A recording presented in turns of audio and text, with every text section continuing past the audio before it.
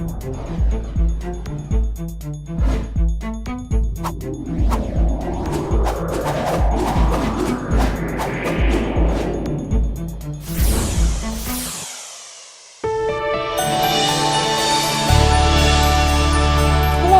welcome to News You Can Use. I'm your host, Patty Nash. On today's show, we're going to talk about the Christina Cultural Arts Center and the PACE Parent Advocacy Group, both in downtown Wilmington. But before we introduce our guests, here's a video that the Christina Cultural Arts Center provided us that gives you a hint of its rich 70-year history. Please stay tuned.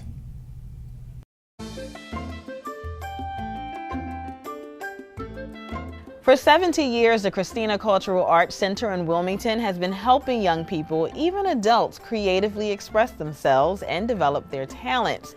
It's a milestone some nonprofit organizations don't get to see. What makes this place so special? Well, we'll take you inside. Everyone should have a piece of art with them to help them just make the world a better place. Dara Stevens Meredith, truly a firm believer in the arts. She's so dedicated that she teaches ballet at all levels at the Christina Cultural Arts Center in Wilmington.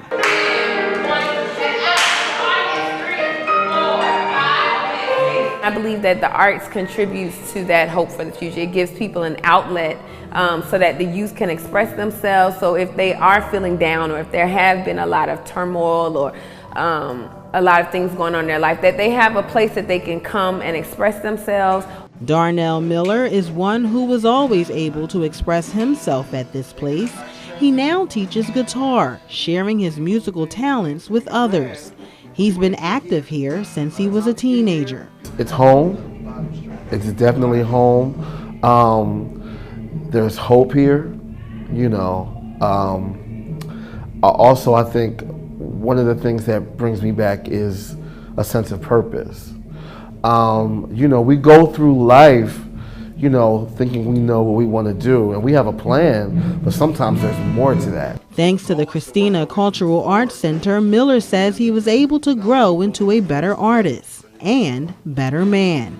I would be lost, like a ship without a sail. No, I would probably be less aware. Miller's story is just one of many that started out here, according to Ray Avery, who runs the center that has a background rich in history. The history of the Christina Cultural Arts Center started with Swedish and Polish immigrants, so that people had the opportunity to preserve and celebrate their cultural traditions. And that is still at the core of the mission today.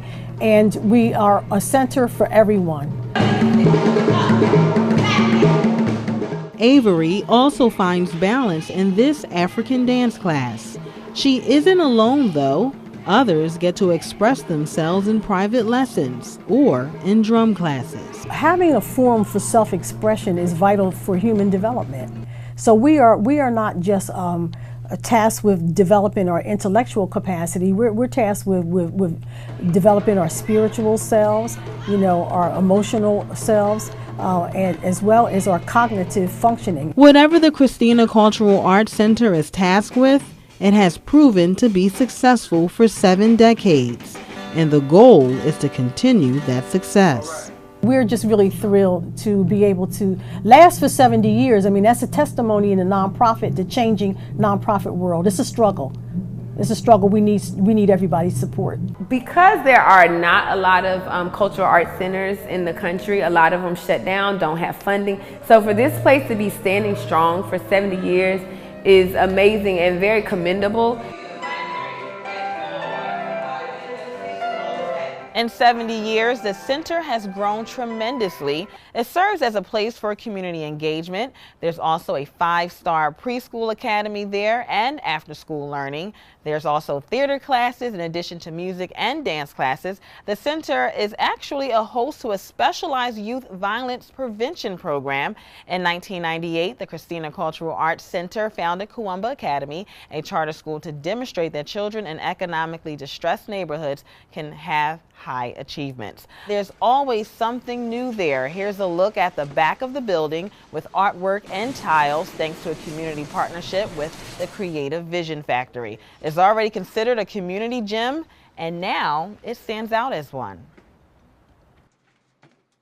You are watching EdTV. When? Now. You are watching EdTV. You're watching EDTV. EdTV, okay. It doesn't look like a big Go.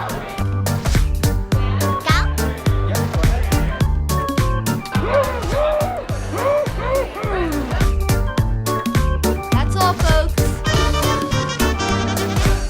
What if you could invest in the future of kids, like a stock?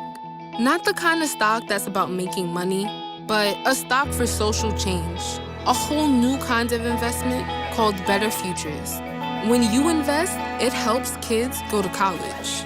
Believe in us, invest in us, watch us grow. My name is Sydney, and I'm your dividend.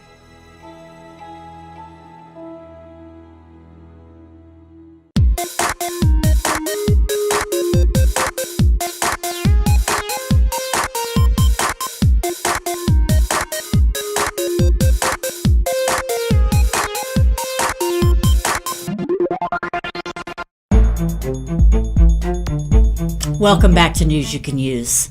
Clearly from that video, we can see that the Christina Cultural Arts Center is a lot more than a performing arts center located in downtown Wilmington.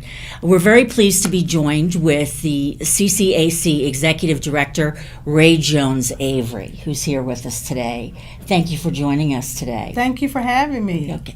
If you don't mind, I'm going to ask that they scroll back on the teleprompter, and I'd like to read the CCAC's mission because I think that it really succinctly describes what your organization does. This is from the Cultural Arts Center's website, and it says that the stated mission of the organization is to make affordable arts, education, workforce training, and live performances accessible to youth and adults in a welcoming learning environment. It's a terrific center that Wilmington's very lucky to have, and you've been in business now for 70 years. 70 years. I didn't start with the business. We didn't think so, Ray. No. No. But how does the center go about reaching its mission? What are the kinds of things that you do? Well, the center for 70 years has been focused in on providing cultural enrichment for families, and so we still are true to that core mission. But the way that we do that, think of a range of programming for children ages 3 on up through adults. So we start with our early learning center. We have a 5-star preschool program, and we're preparing 3 and 4-year-olds for kindergarten readiness. We have all kinds of choices after school, private music and dance and visual arts and drama classes, and adults take those classes as well. We have a paid internship for high school age students, 10th through 12th grade, so they can get experience like you're doing in your district, actually working in a field. So we have students that are, one is in Eisenberg working with the nurse in a school, St. Francis Hospital. Some of them are studying early learning. And then we have performing and visual arts for the broader public, so people can come in and just not only be a part of creative expression, but they can also create as well. So that's we really want to do everything that we can to promote diversity, to help people to learn about other cultures and to explore their own creativity. And make the arts accessible to everyone. Make the arts accessible. And yes, because quite frankly, on the private market, a private music lesson can cost $45 for a lesson. Right. And, our average lesson costs $10. Right. Right. And what role do you see that you play in the city of Wilmington? Well, as you said earlier, Christina has been an anchor in the city of Wilmington for quite a long time, and so we are known by many and not known by as many people as we would like, as a safe place and a place where people can come and just be involved in the arts, but also in education. We have a very well established reputation in our preschool program, and several years ago, we have students that can dance on a professional level, but they weren't doing well in school. So we said, well, let's back up. It's great to have artistic talent and be proficient artistically, but we must focus in on academics as well. Right. So we've gotten very involved into the public education advocacy arena, really advocating for equity and excellence in all of our schools and all of our districts. Yeah, and I know that your organization is very involved in education. You said your advocacy is one way that you're involved. Yes. And you've also, obviously, you've started the Kuumba Academy. Yes, absolutely. And Kuumba Academy was created and started at the urging of parents whose children were attending our after-school program and our summer programs. So Kuumba opened in 2001. We received our charter in 1998, and it's grown from a small school with 260 students to a K through 8 school with over 750 students. Oh, wow. It's very large now, and we moved from the original location on Market Street to the refurbished Bank of America, which is now the Community Education Building. And it's always pointed to as one of the real, true success stories in terms of a charter school in Wilmington. Well, it's a labor of love. We have, with our growth, we have an additional 300 new students, and so we've had, the team is working really, really hard to acclimate the students and the families to the Kuumba way. Okay. It really is a culture in and of itself. Yeah, and the parents are very involved. Well, the level of involvement ranges. Okay. But our level of involvement is it's good. I mean, the school is accessible. It's in the city of Wilmington. People don't have transportation issues. People bring their kids to school. We don't. Everybody doesn't ride the bus. About 50% of the young people, their parents bring them, or their grandparents or the caregivers bring them every day. So we're able to interact with parents on a daily basis. Okay. And does the center and the school have daily dealings with each other, or you're more of a umbrella group that? Well, that's a great question, Patty. We have our leadership team. We meet every 2 weeks together, the executive officers from both boards, so that we're visionary and doing strategic planning. That group guided the expansion.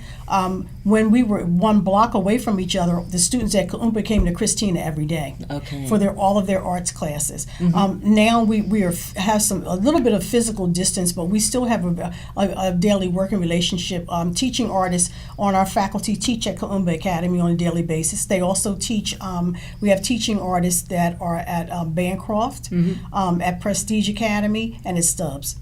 Oh, nice. And what kinds of artists are they? What are they teaching at these schools? At Kuumba Academy, we have a great musician, Darnell Miller, that teaches choral music and general music education. Melody Dale and Bernia Johnson teach dance.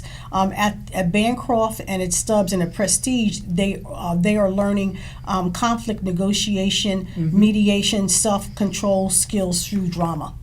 So it's a very specialized violence prevention program at the other schools. Wow, that sounds fascinating. That's at Kuumba as well. Right. But it's a specialized program. Okay. And how is PACE connected to the Cultural Arts Center? Well, PACE is an initiative that was launched 3 years ago, and it grew out of a recognition that while we are able to enjoy the level of contact that we have with parents, and parents are all, they have a real clear vision of what makes for a good school, and they have access to communicate. Every parent doesn't necessarily have that same level of access, and so we work with the Longwood Foundation to get support so that helping to mobilize parents across the city, regardless of what district that your child attends or what your attendance feeder pattern is, helping parents to come together and just form a support system for one another. but to also learn some very concrete information. And the director of the PACE program will talk about that. Yes. But the impetus was to go beyond Kuumba Academy, to go beyond the walls of Christina Cultural Arts Center, to provide a platform for parents citywide and for people that are in community residents that are interested in advocating for excellence and equity in education. And why has, because it appears that education has clearly become a central theme for the center. Can you tell us a little bit about why that is? What, you don't have to tell a school district that education is important. Right. But why is education such a central theme? Well, Patty, when we have long, exhaustive conversations about the kinds of conditions that, and the growing conditions that people are experiencing, whether it's unemployment, underemployment, whether it's health challenges, right. You can't name a topic that doesn't circle back to education. Right. Public education, education in terms of your proficiency, in terms of your reading and your math and skills. And so being an educated, informed citizen is just key to everything. And so we have evidence, and the literature tells us that the more engaged and the more engagement that people have in education, and the more attainment that people have, the more likely they are to be able to move out of poverty, It's the great to equalizer. own a home. It is. And people don't believe that. Right. They don't believe it? Oh, there are some people that don't believe that. Really? Oh, yeah. There are some people that don't believe that. And so I have a friend that says, well, Ray, you think that education is the answer for everything. I say, I don't think it's the answer for everything, but I'll tell you what, it served me well. And it's one thing they cannot take away from you. They cannot. No one can take away your degrees or your education or your skill set. Because you earn it. Yeah.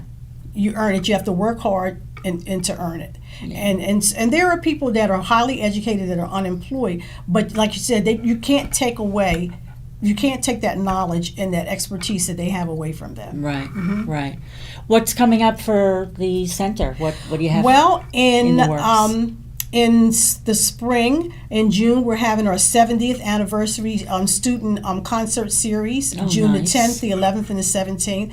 And so our current students will share what they've been learning, but we also will have some alums that will come back that still have an association. We have grandparents, parents, and children that of all generations that have been students at the Christina Cultural Arts Center. Oh, so that's nice. we're looking forward to that. On October 20th and 21st, Jeff Hobbs, who is a Delawarean, who is a best-selling New York Times author, he's coming in. He graduated from Tower Hill, and his former teacher, Hugh Atkins, who is a member of our Vision Leadership team, will be interviewing him about the book that he wrote. It's entitled "The Short and Tragic Life of Robert Peace." And this Robert Peace was his roommate at Yale University, and so it would be a great read for your students and to come and hear him. Sure. And it's a really good, very, very good book. I couldn't put it down. Do you think EdTV could interview him as well? Oh, that's a good idea. we will make a commitment to bring him. Okay, great, Yes. great. Jeff Hobbs, Yes, we'd love to The interview Short him. and Tragic Life of Robert Peace. Okay, I'll have Very to look that up. interesting. Now, if someone's watching and they want their child to become involved, or they think they might want to take a class, how can they get information? Our website is ccacde.org. Our telephone number is 302-652-0101. Our next registration period will be in the summer for the fall. Okay. Yeah. So we have a school year, so we start in September. So where are we? Almost in April. Right. So we're really closing out. Okay. You can register now for our summer. preschool. No, Oh, for preschool. For preschool, we accept 3 and 4-year-olds. Okay. So and everything is learning through the arts. So our preschoolers, they have high-level instruction in the arts in addition to their that must be their adorable. creative curriculum. Oh, it is, and they're very good. Oh, they must be. I'll have to come visit. Very good. Yeah. Yeah. So enrollment for preschool is right now. Okay. ccacde.org or call us at 302. We'll put it at the bottom of the screen. Okay, 652-0101. Okay. Well, thank you so much for coming in. It's clearly a jewel in the downtown Wilmington, and and congratulations on all your good work and your anniversary. Thank you. Thank you. Please stay with us, because when we come back, we have PACE Director Tizzy Lockman and PACE Parent Leader Will Kelly, who's going to talk to us about how a parent can not only be somebody's first teacher, but their child's first advocate as well. So please stay with us.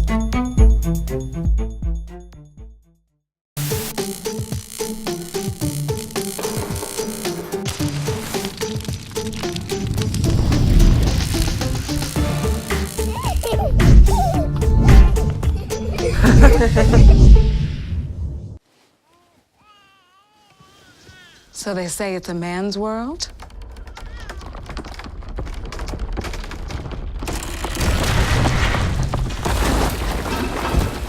Well, I don't see anybody's name on it. While they were out doing their thing, we slowly changed all that.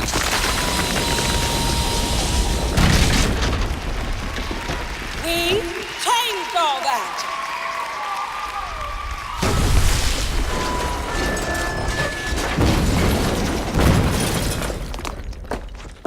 Today, women can do anything men can do. And there's one thing we're even better at.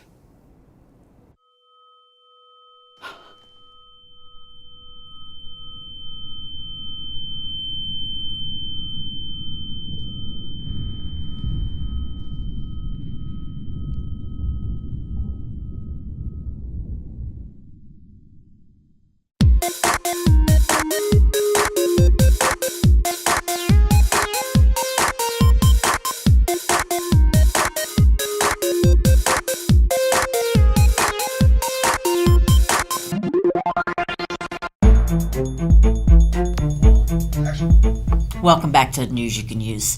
As I said, I'm now joined by Tizzy Lockman, who is the director of PACE, and Mr. Will Kelly, who is a parent leader at PACE. And I think our first question has got to be, what does PACE stand for? What is it? What is PACE? So PACE is an initiative based out of the Christina Cultural Arts Center, as you've heard about, and it stands for the Parent Advocacy Council for Education. Okay.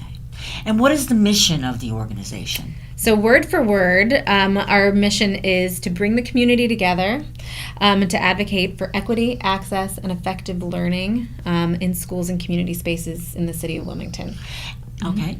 And so do you train people how to be advocates in the systems, or what actions are you taking? Well, I mean, there's really a range of things that involves. So we're really trying to build what we say a unified voice on behalf of Wilmington students. Okay. So that starts with self-advocacy and the skills involved in advocating for your own child. And we currently hold seasonal workshops, work series, where we teach parents about advocating for education. Okay. Mm-hmm. They're held at Christina Cultural Arts Center. Mm-hmm. Okay.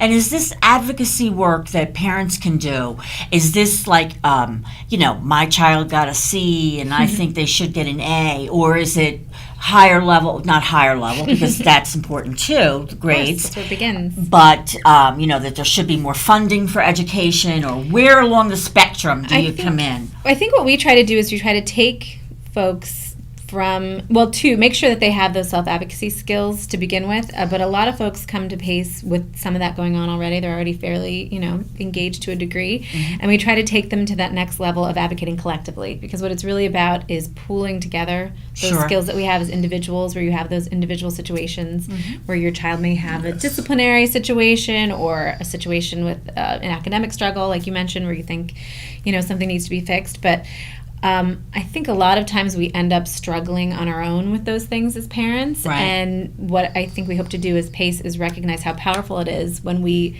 come together and we sort of vent and talk about those experiences. We can find these commonalities which hit at some of the things that you mentioned, like a funding, these bigger structural issues in education policy, in our schools, in their districts, and things like that, that we as parents can come together, learn about, come to understand better, and then we can be better advocates for our own child, but for all the children together. So I think we try to take it to that broader level. But we do, it goes back and forth, kind of depends on the day. I would imagine that it's, depending, someone that comes one week, they might be working on something that's pertains to their own situation and their own child, and then the next week they're working on funding for education. That happens all the time. Like we all have parents that come in as individuals. You come to a workshop or a work series and you meet other individuals who are facing similar issues as yourself. So we come together, we join, and we talk about these issues, and that cultivates a union that we formalize. Right. Yeah, I think most people come in thinking about their own child, and that's natural. Sure. You know, that's what we all do. But I don't know that we've had many people who come in thinking, okay, I'm here to save the world, and that's my whole goal. But I think that it's sort of the natural next step. Yeah, you join arms with other people. How was that? You were that, yeah, except for Will. Will was the one parent who just came in ready to save everybody. To save everybody. Yeah. Well, that's great. Now, is there a prescribed steps that you must take to become an advocate, or is there a class that you take, or explain a little bit about that? So there's a lot of different ways that you can participate. Our goal is to give people a formal training which informs them about the different issues in education policy, sort of fundamentals, funding, discipline, so on and so forth, and get them a credential. So we have a micro-credential that we offer. So if you attend a certain number of classes, workshops, field trips that we offer, you can get what we call a mobilizer credential. So that means that you are informed enough to join with others when something comes up that we want to inform about and advocate around. And so we do that through our formal workshop series. And then, you can participate more loosely than that. You can just come to one or two when it's a topic that interests you. There's no really hard and fast rules about that. We welcome anyone anytime they want to come in and participate in one of our workshops or field trips. And then there's sort of another level of participation that happens after you've earned that credential, when you have that basic information, and that's becoming a PACE leader.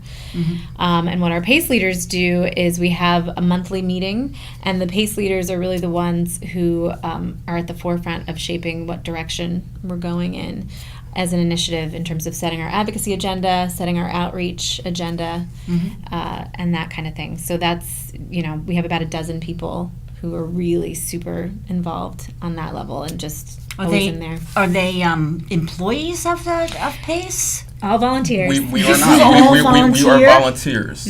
Wow. Yes, committed to the excellence of our children in the city of Wilmington. Wow, that's terrific. That's terrific. Although I hope that we can, get to a place where our advocates are so well trained that there'll be opportunities for them. Yeah, sure, why not? Can you give us a specific example, maybe, of where the advocacy has worked, or some of the things that you've worked on, some of the issues that PACE has worked on? So we have some shorter term, opportunities that we've gotten involved in. I think it actually almost comes down to the self-advocacy. So we've had people who've come in with a very specific issue, maybe in a school that they were facing. We had one participant who came in feeling that their school could use some additional support, offering trauma-informed and trauma-sensitive training to teachers because they were seeing some things going on. So that was kind of a big picture issue, but it was very specific to this one school, and we just sort of stood behind her in her advocacy journey and addressing that, and the school offered training in the summer following that, and so she felt really happy and empowered. She's super involved at the school now, so that was like, I would consider that sort of a little win. I guess it's not that little. I consider it's pretty big. It's a pretty big win. Because it's continuing. Sure. Right. Yeah, well, it came to it. Yeah, Rexley had a conference on trauma several months ago. Yeah, we're doing good work on that. And then the longer term stuff that we work on would be things like ESSA. So that's the Every Student Succeeds Act. That's the new federal law that's going to be having a big impact on how it replaces No Child Left Behind. Yes, how we measure school quality and all that kind of stuff. And so that's a huge ongoing thing where the state has to essentially revise how we evaluate our schools, and they were looking for a lot of public input, and so we tried to get involved there. We hosted a couple of events at our center, and we got some of our PACE leaders involved on state level committees and task forces, and we also join and collaborate with other community organizations to raise our voice about that, and just keeping our participants informed. Okay. So Will, as a parent leader, what are some of the challenges that some of the parents face that come to that you help? The main challenges I've seen are parents are saying, how can PACE help me beyond schooling? Okay. Like with my household. A lot of the parents that we deal with come from challenging issues. Right. So we must first reach those underlying issues before we even bring in the educational aspect and let them know that education will be that key to success. Okay. Okay. And how did you get involved as a parent? Okay. You want to save the world. We know that. Yes. I have a 3-year-old, a 6-year-old, and an 8-year-old. Right. And early childhood stages, years are from 0 to 8. Right. And although my children are developmentally different, I know that eventually they will go to school with the community. That made me the community parent. Right. And in the beginning, my wife brought this to my attention because my daughter actually went to CCAC for pre-K, Right. 2015, 2016. And she came home with a flyer that said PACE on it. And I was like, what's PACE? And my wife's like, you should look more into it. Right. And PACE asked the question, are you a parent? Yes. Are you an educator? Yes. Are you a concerned community member committed to the well-being of Wilmington students? Yes. All of those questions pulled me in. Great. And made me join PACE. Okay. And if there's somebody out there that answered yes to the same questions, Any of them. Any of them or all of them, join us. Okay. And how do you go about doing that? We actually have our website, and you can follow us on PACE Wilmington on Facebook. Okay. Reach through CCAC. We have our number 652-0101. Okay. That's how you reach CCAC and ask for either Tizzy or myself. I am the outreach leader or coordinator with PACE. Okay. So we will direct you to where you need to be. Okay, great. And what's coming up for PACE? So we just concluded our winter cohort of workshops, and what's coming up for us in the remaining spring is we're going to be doing our workshops off-site. So usually we do them in the fall and the winter at Christina Cultural Arts Center, but we'll be popping up some different places. We'll be doing some workshops at Kumba Academy. We're actually going to be doing some through Red Clay, so that's something to keep eyes open for. Good. And probably through some community centers as well. So the really important thing would be just to try to catch up with us through our Facebook, get on our mailing list, through our website, and we'll keep you informed that way. And the workshops, are they drop in, so we need to let parents know that they're coming up? Yes. Okay. Okay, very good. And PACE does not end through the school year. No. We have a summer-long series that we continue pop-up series with PACE. That's when we do our outreach. Yes. We get out there in the summertime in that 110-degree weather and make sure to meet as many people Have family, as we fun, can. friendly events. Oh, that's great. Just let more people know that as parents and as community members that you have a voice that needs to be shared to help elevate education for our kids. And that's what we're all about. Okay, well, that's terrific. It sounds like a wonderful program, and that you're doing very good work there. Working hard. And thank you. And we're going to put up the contact information. So any of you who are watching who believe that you'd like to become involved with PACE, please contact them through the numbers and the website that you see or their Facebook page. Great. Is there anything else that you'd like to add that you want people to know about? Just that PACE is here for the community. Whether it's an educational need you have or a thought you can perceive with education. PACE is here to answer those questions, to give you the training so that you can go into the school system and not just be okay. We don't want people to just be okay and just be satisfied. We want you to reach for excellence in the city of Wilmington in education. Okay, terrific. Thank you very much. Thank you for having us. You're more than welcome. Please come back. Thank you. Okay, and please stay with us, because when we return, I'm going to give you some calendar reminders of some upcoming events in Red Clay. Thank you.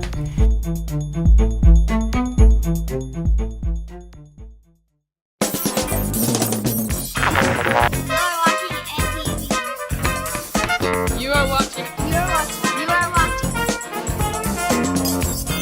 You are watching Ed TV.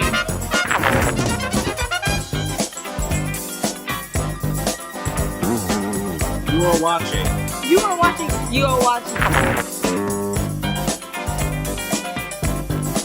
You are watching NTV. Look at you. You're at the top of your game. At work or at play, you're unstoppable. Nothing can throw you off track. Oh, hey. She's cute. Nice going, man. Things are going great for you. You've earned a night out. Good drinks, good friends. Yeah, we can go ahead and call this a good night. Wait, is that your car? Uh-oh. Not smart. Yeah, I saw that coming. Say goodbye to her. Ouch, that'll hurt your bank account. You're looking at around 10 grand in fines, legal fees, and increased insurance rates.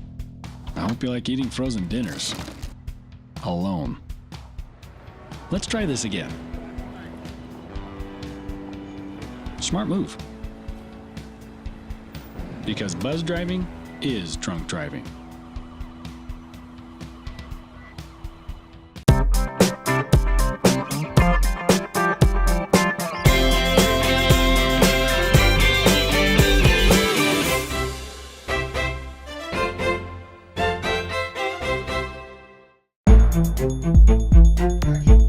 Welcome back.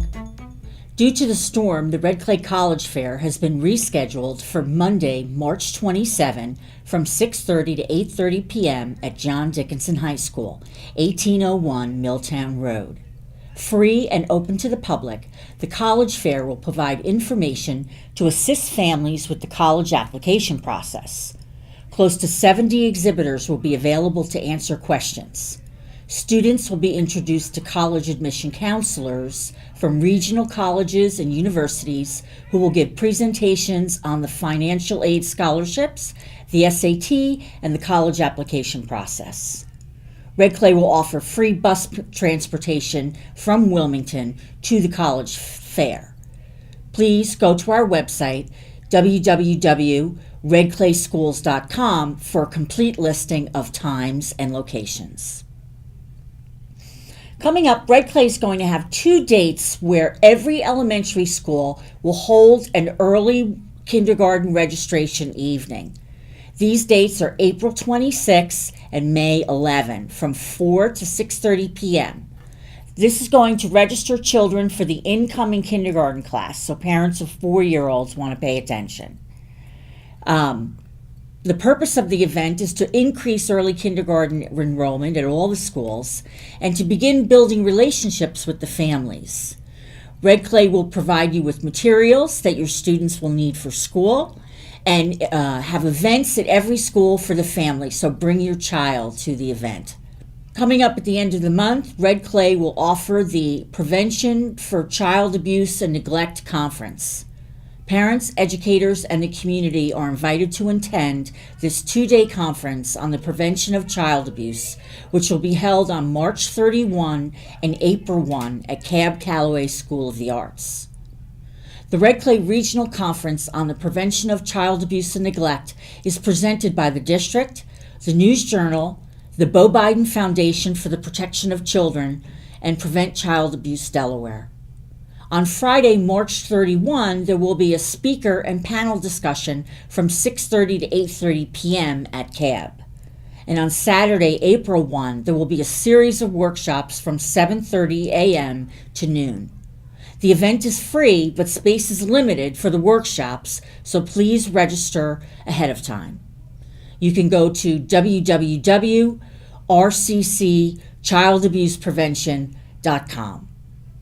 Thank you very much for joining us today on News You Can Use. We hope to see you next time.